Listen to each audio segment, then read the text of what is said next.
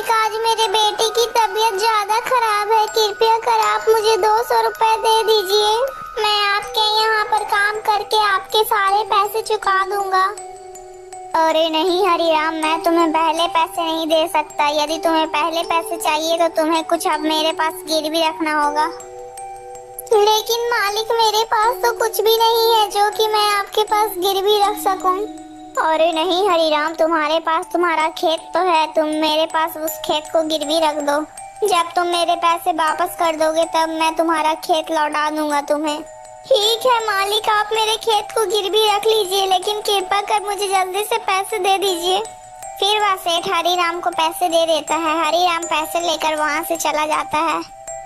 सेठ गणपति राम बहुत ही ज्यादा कठिन स्वभाव का था, मानो कि जैसे उसका हृदय पत्थर का हो, जो लोगों की मजबूरियों का फायदा उठाता था। उसके पास काफी सारे लोग काम करते थे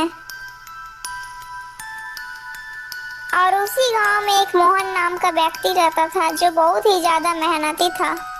उसके पास भी एक छोटा सा खेत था।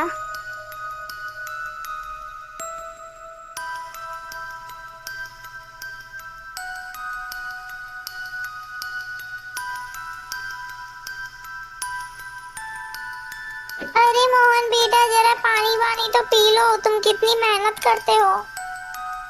हाँ चाचा, क्या करूं, बिना मेहनत के तो कुछ होगा भी नहीं।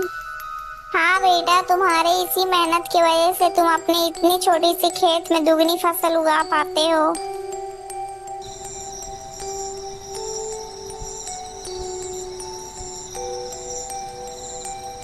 मोहन अपने बूढ़े माता पिता के साथ ही रहता था। उसके पिताजी की तबीयत हमेशा ही खराब रहती थी, जिसकी वजह से घर की सारी जिम्मेदारियां मोहन के कंधों पर ही थी।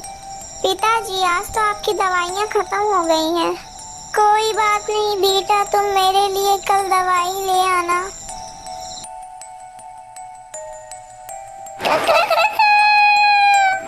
मोहन सुबह उठकर अपने पिता के लिए दवाइयां ले आता है। माँ, मैं पिताजी के लिए दवाइयाँ ले आया हूँ, आप पिताजी को समय से दवाइयाँ खिला देना। हाँ हाँ बेटा, मैं तुम्हारे पिता को दवाइयाँ खिला दूंगी। माँ, आज तो मौसम कितना अच्छा है, मैं आज ही खेत में बीज बो देता हूँ। ठीक है बेटा, जैसा तुम्हें अच्छा लगे तुम वैसा ही करो। मोहन तुरंत ही अपने बैलों को लेकर के अपनी खेत की तरफ निकल पड़ता है।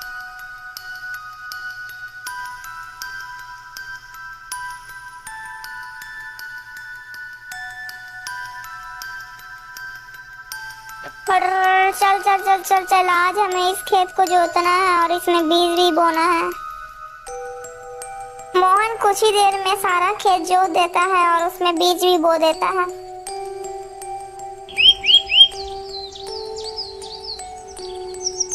कुछ ही दिनों में बहुत अच्छी फसल तैयार होती है। अरे मोहन भाई, हर बार की तरह इस बार भी आपके खेत में कितनी अच्छी फसल तैयार हुई है। अरे हाँ भैया, ये ऊपर वाले का ही आशीर्वाद है जो मेरे खेत में हर बार अच्छी फसल होती है। वे दोनों आपस में बात कर ही रहे थे कि तभी काले बादल छा जाते हैं।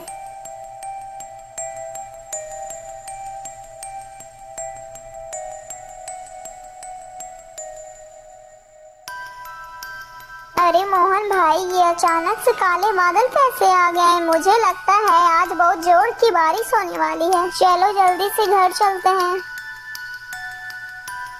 अरे मदन भाई, शुभ शुभ बोलो, यदि तूफान आ गया तो मेरी सारी फसलें बर्बाद हो जाएंगी। वो दोनों इतना बात कर ही रहे थे कि तभी जोर जोर से हवाएं चलने लगती है और तभी जोर जोर की हवाओं के साथ जोर की बारिश भी आने लगती है। अरे क्या हो गया? ये तो बहुत जोर की बारिश आ गई।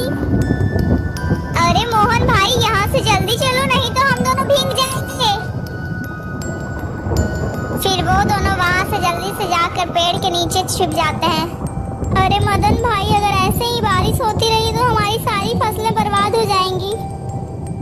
कुछ ही देर में बारिश के साथ साथ ओले भी गिरने लगते हैं। देखते ही देखते उसकी सारी फसलें बर्बाद हो जाती हैं।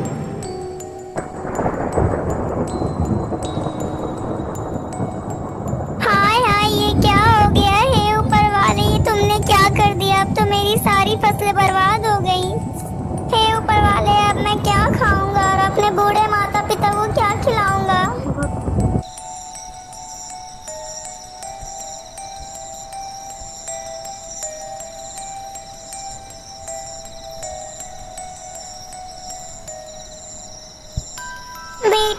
चिंता मत करो, तुम ईश्वर पर भरोसा रखो, सब ठीक हो जाएगा।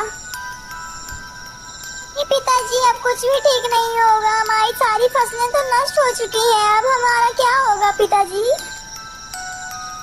बेटा तुम चिंता मत करो, तुम कल ही सेठ धनपति राम के घर पे चले जाना, वो तुम्हें जरूर काम पर रख ही लेंगे।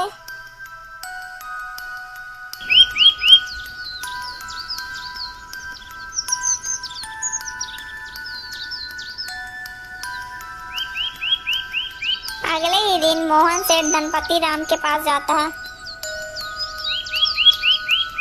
सेठ जी मैं बहुत परेशानी में हूँ, कृपा कर आप मुझे काम पर रख लीजिए ना। मोहन अपनी सारी कहानी सेठ को सुनाता है। सेठ जानता था कि मोहन बहुत मेहनती किसान है, वो अपनी छोटी सी जमीन में दुगनी फसल कर लेता है। अगर यदि वो मोहन को काम पर रख लेता तो मोहन उसे दुगनी फसल उगा कर देता, लेकिन सेठ मोहन का फायदा उठाना चाहता था।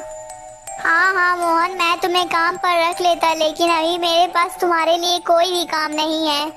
तुम अभी अपने घर लौट जाओ, जब मेरे पास काम होगा तो मैं तुम्हें बुला लूंगा। मोहन नहीं सेठ जी, आप तो जानते हैं कि यदि मुझे काम नहीं मिलेगा तो मेरे माता पिता भूखे मर जाएंगे। मुझ पर तरस खाकर मुझे काम पर रख लीजिए सेठ जी। अरे हाँ, जैसा मैंने सोचा था वैसा ही हो रहा है, ये अच्छा मौका है इससे ज्यादा काम करवाने का। अच्छा, मैं तुम्हें काम पर तो रख सकता हूँ, लेकिन मैं सारे मजदूरों को 300 रुपए देता हूँ, लेकिन मैं सिर्फ तुम्हें 200 रुपए ही दूंगा, यदि मंजूर है तो बोलो। हे भगवान, अब मैं क्या करूं, यहाँ पर मुझे काम करने के अलावा मेरे पास दूसरा कोई रास्ता भी नहीं है। ठीक है सेठ जी, मैं 200 रुपए में ही काम कर लूंगा। इसी प्रकार मोहन सेठ के घर में काम करने लगता है। मोहन को काम करते करते ऐसे ही 2 महीने गुजर जाते हैं। मोहन ने सेठ के घर में दुगनी फसल उगा दी, यह देखकर सेठ बहुत खुश हो जाता है। दोस्तों अगर आपको ये वीडियो अच्छी लगी तो प्लीज वीडियो को लाइक करके चैनल को सब्सक्राइब कर दीजिएगा दोस्तों।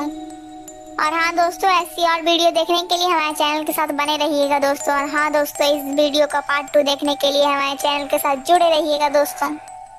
अगर आपको ये कहानी अच्छी लगी तो प्लीज कमेंट करके जरूर बताइएगा कि आपको इस कहानी से क्या शिक्षा मिलती है।